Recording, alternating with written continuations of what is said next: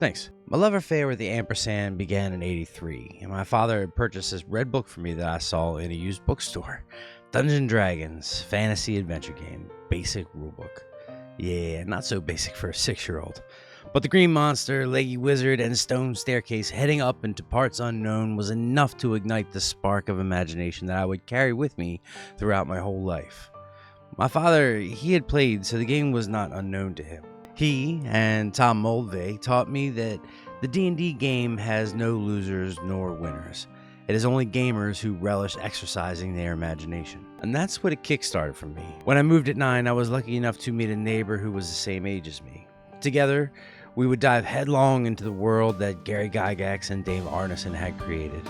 Eventually, I broke from the page and started creating worlds of my own.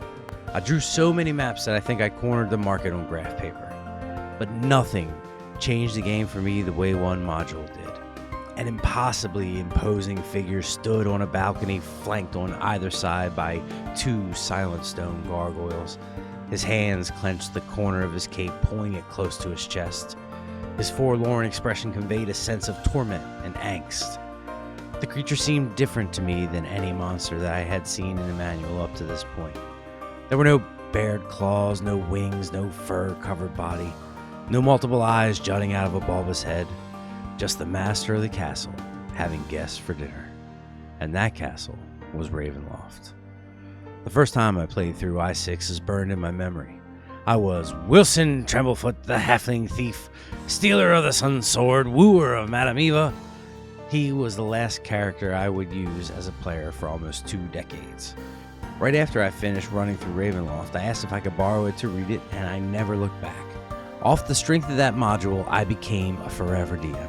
My imagination had received too much of a boost, too many new ideas, and it got even worse when the box set was released in '91 and Ravenloft became its own setting, with its own rules and its own deep lore. I've been so enamored with the setting that I made it a point to purchase every single printed product that's been released.